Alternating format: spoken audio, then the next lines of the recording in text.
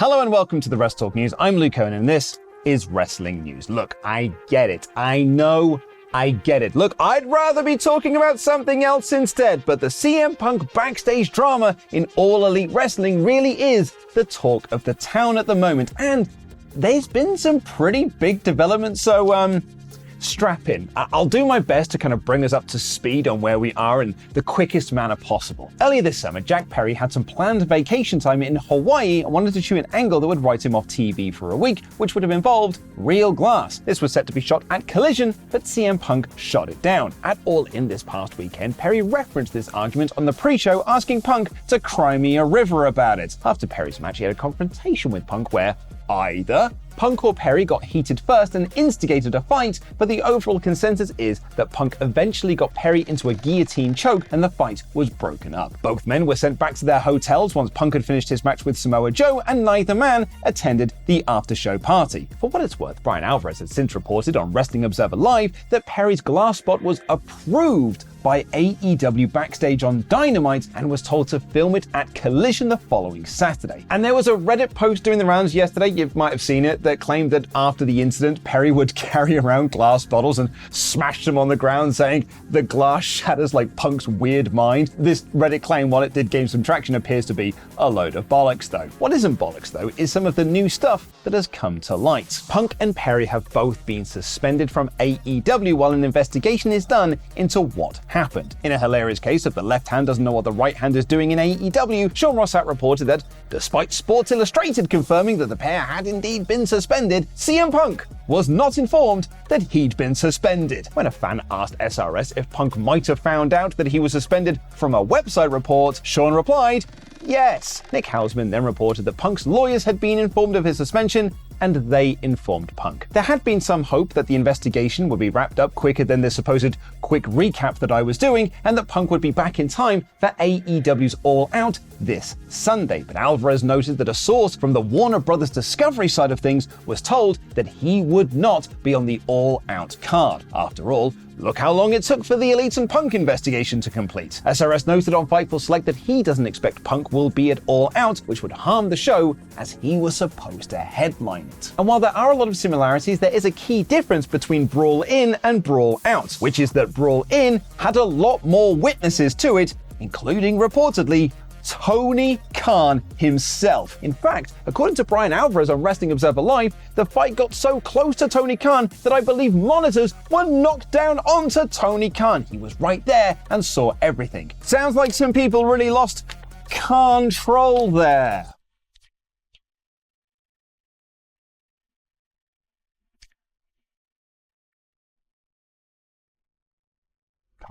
Control.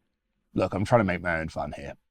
According to several outlets, it was Samoa Joe that broke up the fight and convinced Punk, who threatened to quit AEW and walk out on the show, to do their match because he wanted to wrestle at Wembley. The show started around 10 minutes late while production scrambled to find a potential replacement match to go on first. Apparently, FTR and the Young Bucks were not ready, but the Golden Elite and Bullet Club Gold said they could go on first if they couldn't convince Punk to go out. Wade Keller of PW Torch also reported that Punk chewed out Tony Khan both in gorilla position and later in Punk's locker room in a confrontation that was both heated and intense. It's assumed this is where Punk threatened to quit AEW. Keller adds that he can't confirm if they've spoken since, but did say they had a lengthy amount of time without communication, which is unusual for them. So, Punk did his match with Joe and it was very, very good. But then there was, reportedly, another incident when he got backstage. According to Bryan Alvarez, who was told this by multiple people, Miro approached Punk after his match to ask what happened with Jack Perry, and Punk felt that Miro now had a problem with him. They reportedly got into an argument where Punk asked Miro to step outside. Alvarez states this is why Miro's been all over Twitter making references to the Punk story. He did this first on Sunday during All In when he said the version of events that Jack Perry started the fight were fake and untrue, and then yesterday tweeted a photo of a taxi with the caption, "Nice UK cab." So, right, this isn't a reference to fake taxi, it's actually a reference to another part of this Punk story. Apparently when Punk arrived at Heathrow Airport, there was no transport waiting to take him to Wembley. And that is about the only bit of the story that seems to be agreed upon, because it's time for some classic he said, she said. One side claims that Punk arrived and no one was there, and he couldn't get hold of anyone in AEW to arrange transportation, so he got the train and then got lost and had to ask fans on how to get to Wembley Stadium. The other side of this story claims that Punk arrived and there was no transportation, but he did speak to AEW, who offered to book him a cab, but he instead decided he would get the train and then he got lost. Punk getting the train is true, because this picture was taken of Punk on the Bakerloo line. How he got onto the Bakerloo line, I've no idea, because all he really needed to do was take the Lizzie line to Bond Street and change onto the Jubilee line, and that would have taken him right to Wembley Park. I suppose he could have missed changing at Green Park, which would have got him onto the Jubilee line, and instead got off at the next stop, which is Piccadilly Circus, and that would have put him onto the Bakerloo line if he changed. And from there, he'd have been boned if that was heading southbound towards Elephant and Castle, as he'd have to get off there and get onto the Northern line and then head towards Kennington and then change onto a different Northern line that would get him to Waterloo, which would then connect him back to the Jubilee line to get to Wembley Park. And if he was lucky, I suppose, he'd have been heading towards Baker Street, which would have got him back onto the Jubilee line. Fun fact for you, actually, the Jubilee line has two sets of stations next to each other with two words that start with the same letter: Baker Street and Bond Street, and Canary Wharf and Canada Water. Look, I'm trying to make my own fun here. So anyway, Miro tweeting this photo of a taxi was, according to Brian Alvarez, obviously a shot at Punk for getting lost on the train. That photo, by the way, was liked by members of the AEW locker room, including Britt Baker and Colt Cabana. But here is where things get interesting, because Sean Ross Sapp of Fightful Select is not saying that this discussion between Punk and Miro did not happen, but has a very different take on it. Now, before I get into this, Sean tweeted, "The good luck aggregating that story without annoying me challenge. Well, challenge accepted, SRS," because according to Fightful Select, Punk and Miro did interact after Punk's match, but it was very unserious. From what he could gather, Miro approached Punk and asked if he was doing okay after his match, and Punk jokingly replied that he was fine unless he wanted to fight him too. Punk did ask him to step outside, but again, as a joke. Miro then reportedly responded by jokingly saying that they should instead do it in the ring. SRS said that this was how it was relayed to him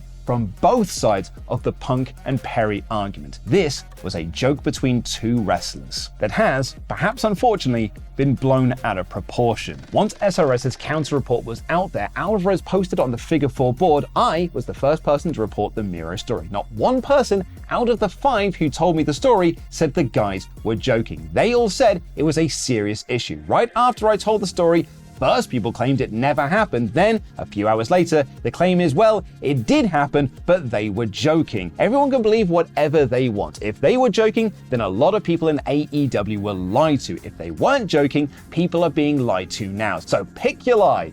But I didn't make up a story. SRS added on Twitter, "I don't think Brian made up a story or makes up anything personally. I've heard both told people it was in jest today, and that one side barely recalled it until they were reminded. I'd not heard anything about them until it was originally reported. Also, you can see how people look at Miro and Punk having that exchange and thinking it was serious or a joke one way or another considering their demeanors. They both seem okay to fight or hee around. Hee around, name of your next NXT champion." Look, I'm trying to make my own fun here. But it wasn't just Miro that found himself embroiled in all of this CM Punk reporting, because Alvarez also noted on Wrestling Observer Live that a friend of Punk was so mad about what happened that he punched a wall and broke his hand. While some of Alvarez's reporting on this CM Punk story have been argued against, this one has been backed up by Wade Keller of PW Torch, who said Brody King punched something and hurt his hand, which means either Keller and Alvarez were both told it was King, or they were told different names and 2 people punched things backstage and broke their hands in frustration. Those who have watched back the trios match have noted that King was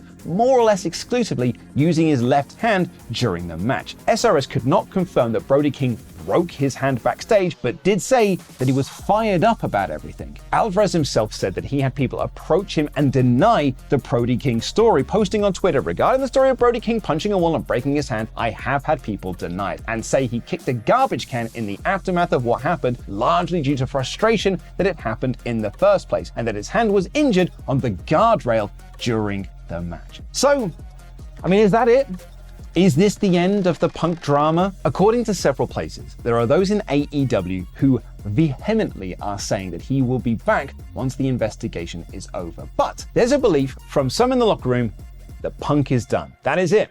CM Punk is done with AEW, and he ain't coming back. And again, it comes back to which side of the story you want to take or believe. Santana tweeted out that fans should ignore the drama and just enjoy the show, but several reporters are saying that there are people backstage in AEW that are really bummed out that this overshadowed All In. And like every story we've heard since Brawl In and indeed Brawl Out, there are two camps. Those who aren't friends with CM Punk and are frustrated that things like this keep happening, believing that he shouldn't keep kicking off at people anytime someone says something about him, especially considering that he often says defamatory things about his co-workers and no one ever says boo to his goose. But there are friends of Punk, and he does have a lot of friends in AEW. Just look at Collision, and they feel that everyone is gunning for him and are trying to paint him like he's the villain of every story. There are always two sides to every tale, and usually the truth lies somewhere in the middle. Someone asked SRS on his Fightful Select video if none of this would happen if the Bucks would stop feeding Wrestling Observer with negative Punk stories, to which SRS replied, "There is no witch hunt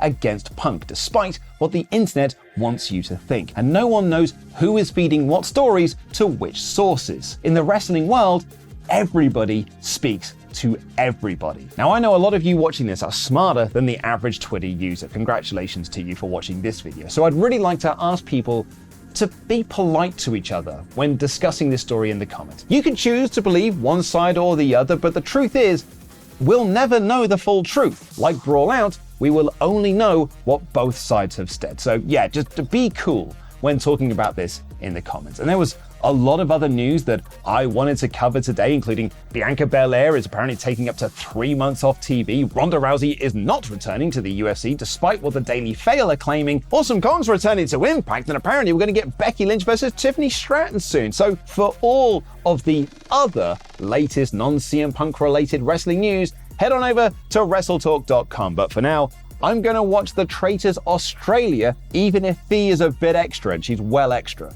Go and check out yesterday's news, where we talk about more CM Punk stuff and review Monday Night Raw. She's so extra. Fee, stop being extra. She's very extra.